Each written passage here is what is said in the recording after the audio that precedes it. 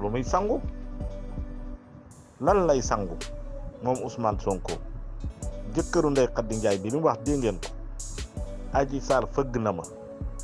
jox ma 50 000 ma ne ko ana Sonko mu ne ma day sangu dama jàpp ne bu fekkee ni yow da nga am problème mu ndigg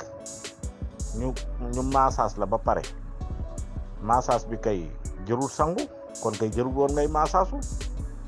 mu massage bi dafa da nga kaa war a bàyyi sa yaram bu ko defee mu yax yi man cee dugg mu dàmp ko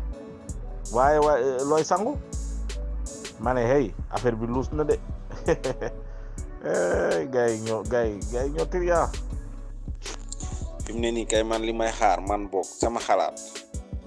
mu woo maître El Hadji Diouf Adji Sarr ak ñeneen ñi nga xam ne bokk nañ ci complot bi ni leen rapp ci kaso bi damm caabi ñu fàtte leen nag ñu dem ci leneen man de yàlla xam na ne loolu laay xaar ci moom lu mu def lu dul loolu rek naa feq la